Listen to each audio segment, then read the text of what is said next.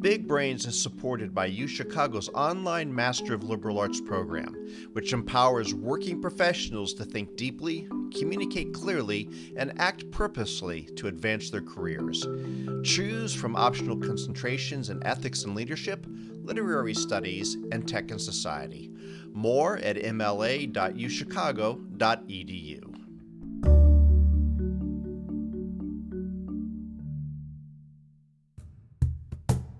There's something dangerous lurking in your kitchenware, your workout clothes, your hiking boots, your dental floss, and even the takeout boxes when you order food from your local restaurant. They're basically everywhere, in everything, and in all of us. There's a class of toxic chemicals so pervasive that they're found in food, soil, water, and in the blood of most people in America. They're called PFAS. PFAS is a class of chemicals which is the totality of more than 14 or 15,000 different chemicals. You may have heard them called by another name as well, forever chemicals. There is no natural way that these chemicals break down. So if you make them, they continue to exist. That's Linda Birnbaum, an adjunct professor at the University of North Carolina, Chapel Hill. She was previously the director of the National Institute for Environmental Health Sciences at the NIH and testified about the danger of PFAS in 2018. We need to be aware that this is a huge class of chemicals that we're all exposed. They're everywhere. They exist in the soil, they exist in the sediment, they exist in the water, and some of them exist in the air, and they migrate all over the world. These are very mobile chemicals as well. So how do these chemicals get everywhere? Well, it's because they've been instrumental in making many of the consumer products in our lives. PFAS are used as stain repellents, surfactants, lubricants, used in lots of electronic equipment. Your new iPhone has PFAS in it. Your computer chips have PFAS in them. Even some pharmaceutical drugs have PFAS in them. They are pretty much in hundreds and hundreds and hundreds of consumer products. But even though these chemicals have made our lives better in so many ways, they could be harming the environment, wildlife, and even our health. A couple years ago, I pulled off kind of the numbers of papers that were published on PFAS in PubMed, and what you saw was essentially an exponential increase in publications. The ones that have been tested have all been shown to cause health problems. So the things that we're seeing is a tremendous increase in what's called chronic non-communicable diseases: asthma, heart disease, cancer, stroke, preterm birth. We're seeing tremendous decreases and problems with fertility. Welcome to Big Brains, where we translate the biggest ideas and complex discoveries into digestible brain food. Big Brains, Little Bites from the University of Chicago Podcast Network. On today's episode, the science of PFAS and what they're doing to our health. I'm your host, Paul Rand. We often think positively of the word forever. It's often associated with love songs, fairy tale endings, or eternal life. But forever isn't always a good thing. For instance, a toxic chemical that has been engineered to last forever. PFAS have a lot of carbon-fluorine bonds. This bond of carbon and fluorine atoms creates one of the strongest bonds that exist in chemistry. The bond doesn't break. If you have lots of them in a molecule, that is going to make the molecule forever in the environment, because there is no natural way that has evolved to break that bond. So the carbon-fluorine bond, for example, does not break down in the presence of sunlight. Other very persistent chemicals, things like dioxins, will actually break down in the presence of sunlight over time. It takes a long time. The estimate is about 10 years.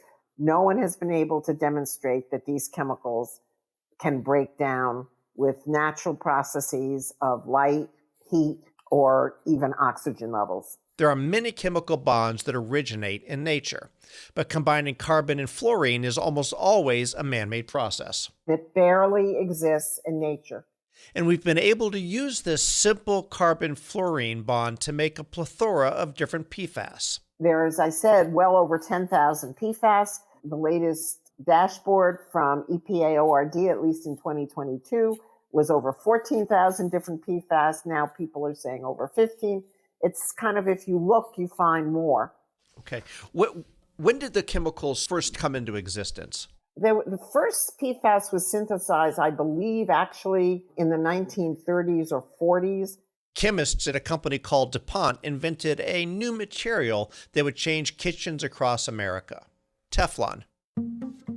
Well, it coats the pots you cook with so the food doesn't stick. It protects the carpet your baby crawls on. You may also have it in your winter jacket, your skin lotion, even your makeup. We're talking about Teflon. Teflon was just one of the many PFAS that could be created.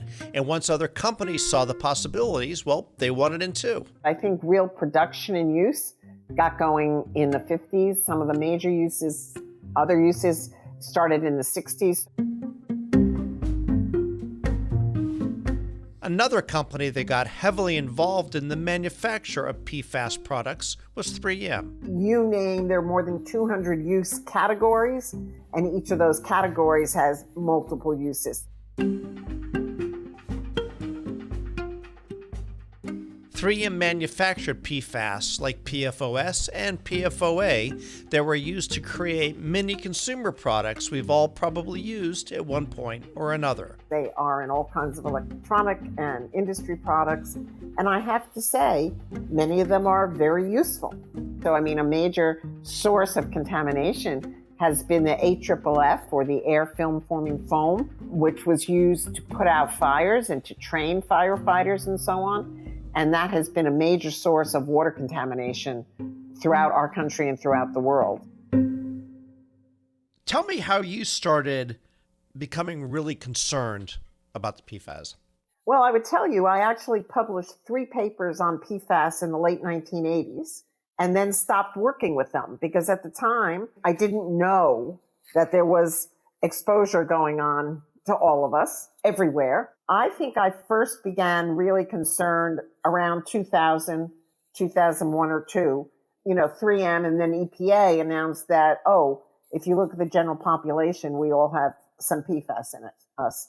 And that, I think, raised a concern. And I was at EPA at the time. Some of my scientists started looking at the immune effects of some of the PFAS, and some of the other divisions that some of my colleagues were in charge were looking at some of the developmental effects.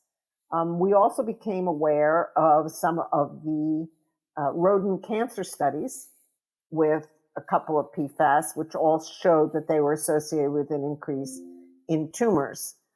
I think as we began to see that, at least in our animal studies, there was a multitude of health effects in several different animal models, including monkeys, I think my concern began to grow. In 2016, the Food and Drug Administration banned the use of substances called PFOA and PFOS in food packaging. And 3M has said they'll stop making PFAS altogether by 2025. But many other companies are still using PFAS. Yet none of that changes the fact that these forever chemicals are already everywhere, seeping into our bodies. Okay. So how do they get into us? The PFAS are very well absorbed, whether you ingest them because they're in your drinking water or they're in their food. The estimates are that for most of us, the food that we eat is our major source of PFAS.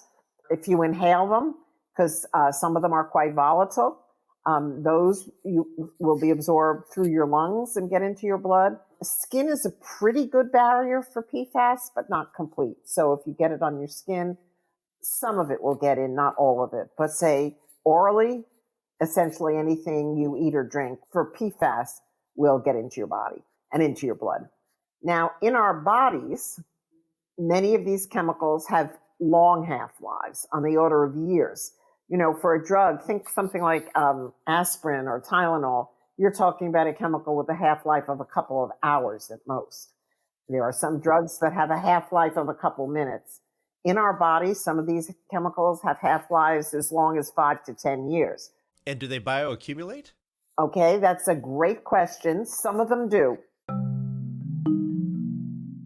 So some of what we call the longer chains, which are things that have a row of, for example, Carbons like 8 or 10 or 12 or 14, many of those do bioaccumulate.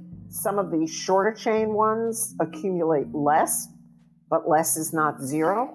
And for most of them, we have no information whether they will or not. We can have some predictive power, but we really don't have the data. So people are beginning to use an additional approach, whereas you look for what we call the targeted ones, the ones we know a little about, and you measure what's called total organic fluorine.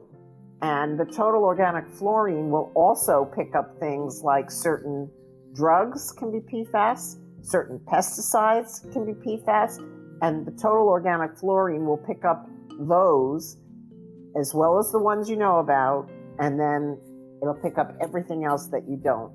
So estimates in our blood, the best estimate we have is a study that was done in Sweden about a year or two ago, and they found that measuring 61 different PFAS with the total organic fluorine, they accounted in some cases for only 30% of the total organic fluorine that was in somebody's blood.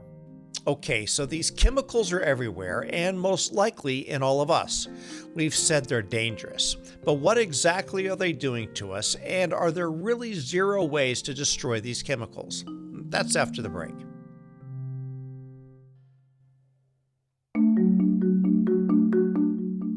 Have you ever wanted to learn more about the life story of our guests, or wondered what other world-changing research was happening this week? Well, now we've got you covered. Subscribe to the new Big Brains Insider from the University of Chicago. The Insider is a bi-weekly email newsletter with exclusive content featuring expanded guest interviews, groundbreaking research we are following, and other fun behind-the-scenes content. If you love Big Brains, you'll love the Insider. Visit our website to opt in now at bigbrainspodcast.com. If you're getting a lot out of the important research that's shared on Big Brains, there's another University of Chicago Podcasts Network show that you should check out. It's called Capital Isn't. Capital Isn't uses the latest economic thinking to zero in on the ways that capitalism is, and more often isn't, working today.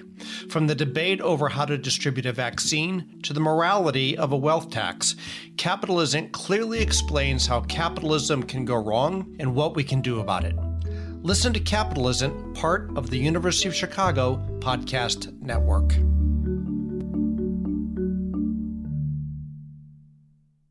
If PFAS are sitting around in our bloodstreams, unable to flush out every 5 or 10 years, then how are they impacting our health and, even worse, our risk of disease? Most of the studies have looked at specific PFAS, like PFOA or PFOS. Some have tried to look at the mixture, that or the soup that we live in, to a certain extent. But what we see, there are pretty strong associations with testicular cancer, and kidney cancer has increased. There's that association. There's also an indication of several other kinds of cancers that are associated with PFAS. And then impacts on the liver with elevated, especially LDL cholesterol, the bad cholesterol goes up. And there are some studies now that are beginning to see associations, for example, with liver cancer as well. There are studies showing increased risks of overweight and obesity, and associations with type 2 diabetes. So you have that kind of metabolic change going on. And there are a couple studies that are beginning to see associations with heart disease as well. There's evidence of impacts on the immune system, both an increase in autoimmunity and an increase in immune suppression. But, the things I'm giving as examples, it's not that we only see them in people. We also see them in our experimental animal models. And we see that human cells respond just like some of our animal cells. I think our species, our world has not had an opportunity to evolve to deal with these things. If it's not clear by now, the research on how PFAS impacts our health is still ongoing. And it's going to take some time for us to fully grasp the effects these forever chemicals are having on us. We have many studies that looked at a population of people at one point in time. And that kind of study is called cross-sectional. And those studies are very good for helping you form a hypothesis, but they're not good for really looking at causation. If we want to look at causation, we want to especially do what we call our longitudinal studies. I mean, some of the best studies start before birth, and then you continue to follow the people for as long as you can follow. If you get a 10-year longitudinal study, that's great. So because some of these PFAS are very persistent in blood, there are, for example, stored blood samples from other studies that have been done. You can go back at and look at, well, what were the levels in these people at time 20 years ago? And then you can look at what their health conditions are over time so that you're seeing the association, if you see an association with what was in their body. If you take someone who already has heart disease or someone who already has cancer and you look at their levels today, it becomes a little bit of a chicken and an egg. Which came first, the high levels or their health conditions? So when you can follow a population before they have a health condition, and then watch it develop. And we're getting those kinds of studies. In fact, I'm seeing it, but certainly within the next 10 years, we're going to see many, many more adverse health conditions related to exposure to PFAS. The primary way most of us are exposed to PFAS is through our drinking water. Nearly half of the nation's drinking water contains potentially harmful forever chemicals. I live in North Carolina. We have a major problem with PFAS contamination in the Cape Fear River because an industry used to be DuPont and it's now something called Chemours. And basically, they've been polluting the Cape Fear River for decades. A local water authority is urging the state to study health risks of toxic chemicals found in people's drinking water. The Cape Fear Public Utility Authority asked the state to add a new compound to a group of forever chemicals the state has prioritized for study. And people living downstream or within close proximity to the plant, they are shown to have elevated blood levels of these chemicals. The city of Wilmington, which the municipal water is feeding about 300,000 people, had to completely put in a new water treatment plant to filter out the PFAS from their drinking water. And you can filter out the PFAS from drinking water, but what do you do with those contaminated filters? Put them in a landfill? We all know what happens with landfills. Eventually the stuff leaches out. In 2016, the EPA released a statement saying PFAS at low levels in our drinking water, 70 parts per trillion to be exact, were not a concern. But then just last year, it reversed course and said any level could cause harm, and officials said drinking water should contain no more than 4 parts per trillion. Birnbaum was the director of the National Toxicology Program when the overturned decision was made. So what exactly happened?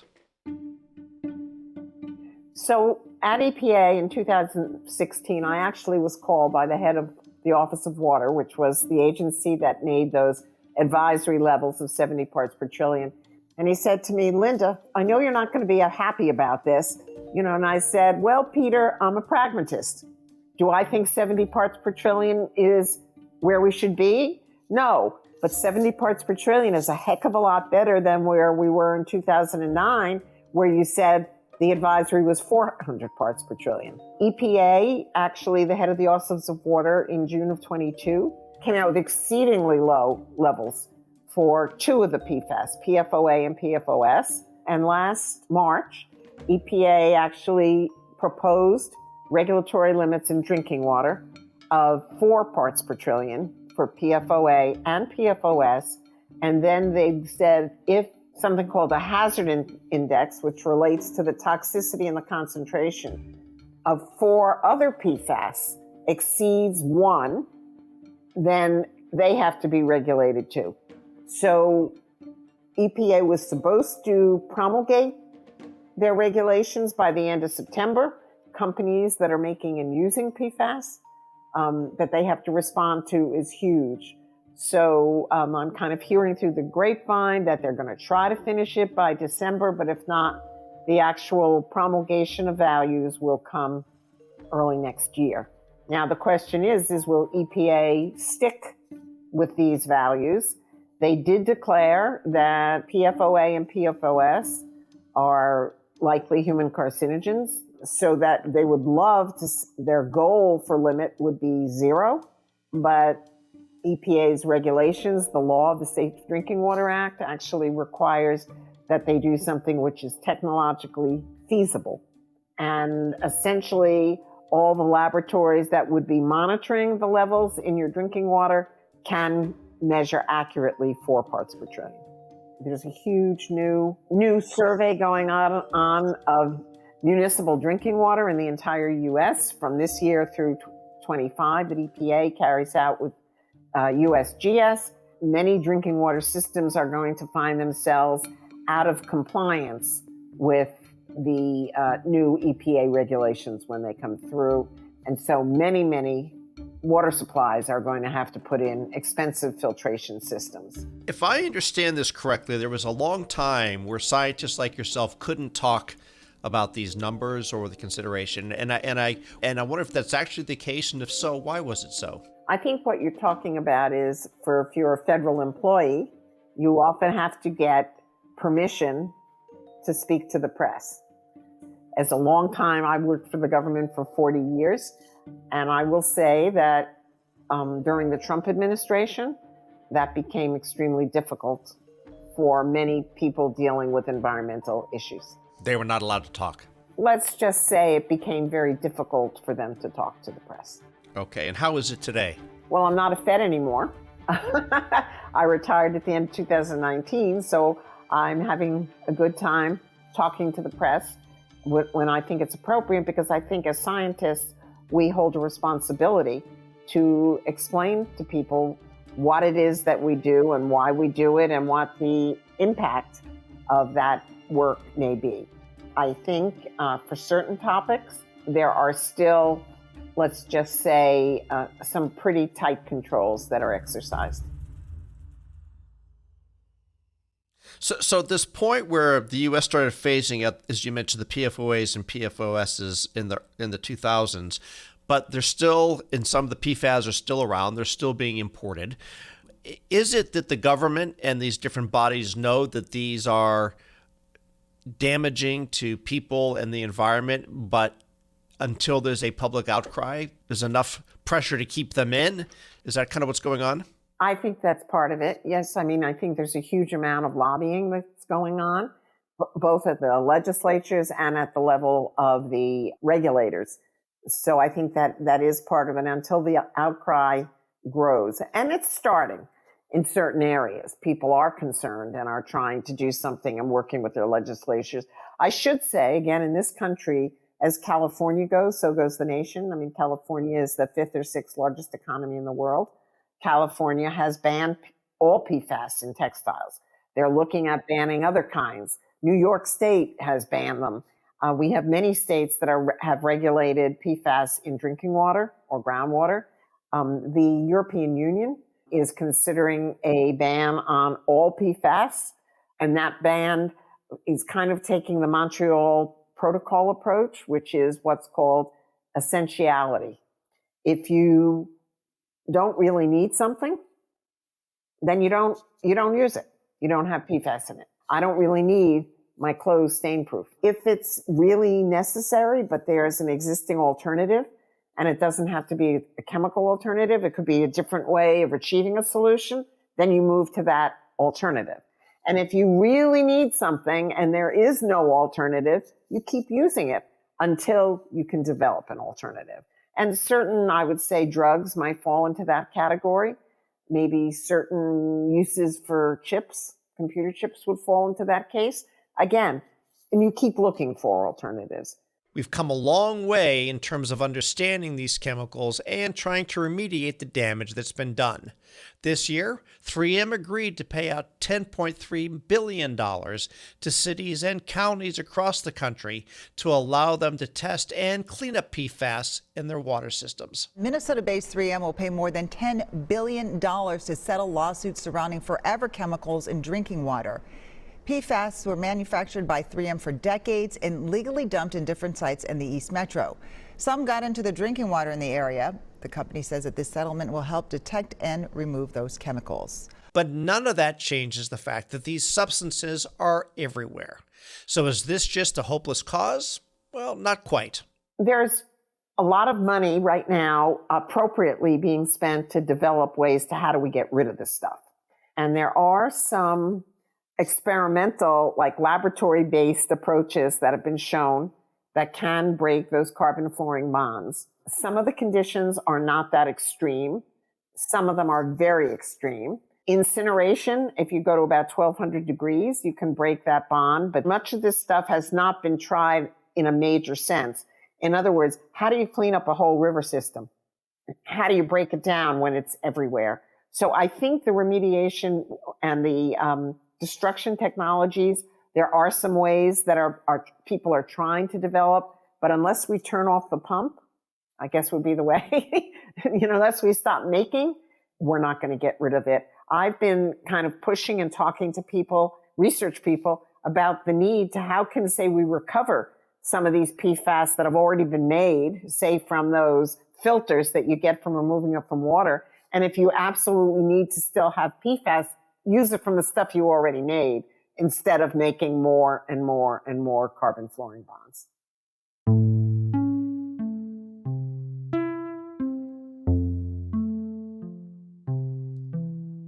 I was curious when we were going to have our interview of, were you going to be in a clean room? How are you living your life? And you're in a very comfortable, well-decorated room with a couch and pillows and carpeting and a rug and it looks like a blanket on the back of a chair. Knowing what you know and how you're living with it, am I supposed to be worried about this or not? And what do you tell people as this gets more attention? Well, let me say, Paul, I'm a pragmatist. The rug on this floor is about 50-some years old, which was before they were putting PFAS on. This was a Scandinavian rug. But for example, I got rid of my Teflon pans because the Teflon nonstick pans were made with PFAS. There are other kinds of nonstick pans that have no PFAS in them, like some of the ceramic, and those I have. I recently recovered some of my dining room chairs, and they asked me, did I want them to be treated with the stain repellent? And I said no. Frankly, club soda and salt work very well at getting out your stains. So again, I do the things that are easy. If I go to the store and I'm looking for, say, a pair of new hiking boots, I choose not to get the ones that are labeled stain or waterproof. But for example, I remember there were studies that came out maybe 2 years ago that showed a lot of PFAS in, for example, waterproof mascara. And I was shopping with my daughter and she needed new mascara, and the salesperson was encouraging her to buy the waterproof. And basically I said, honey, you don't want to get that because that's going to be loaded with PFAS. Why? Because that makes it waterproof. If you cry, your mascara won't run. We may need to start thinking about what makes sense. So there are two websites I know of. Green Science Policy Institute has a whole section on PFAS and what does and doesn't have it. And the Environmental Working Group, which has lots of lists for lots of chemicals, is another good source to go. So I do what I can do, and I try not to drive myself too crazy.